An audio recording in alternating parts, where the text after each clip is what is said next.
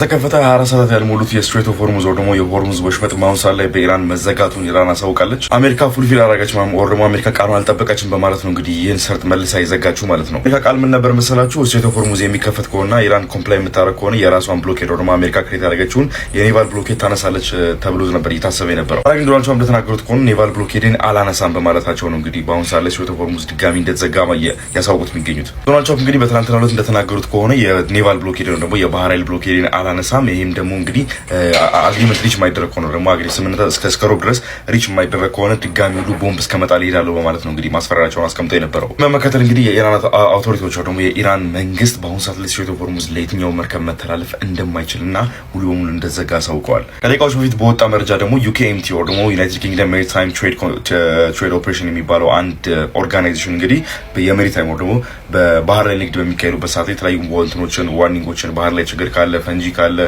ደግሞ ሰዓት ቃጠሎ ካለ ምናምን የሚያሳውቅ ነው። ታዲያ ዩኬኤምቲ እንደተናገረ ከሆነ ሁለት የአይአርጂሲ ወይ ደግሞ ሁለት የኢራን ኔቪ የሚጠቀምባቸው የጋን ቦቶች ወይ ደግሞ የስፒድ ቦቶች አንድ ታንከርን የነዳጅ ጫኝ መርከብን ተጠግተው እሱን ማጋየታቸው ማንደዳቸውና ክሮች ወይ ደግሞ መርከቡ ላይ ሲንቀሳቀሱ የነበሩ ሰዎች እንደዚሁ በኢራን መወሰዳቸው ተናግሯል። ሰው ኢትስ ክሎዝድ አጌን ተከፍቶ የነበረው እንትን ኢትስ ክሎዝድ አጌን።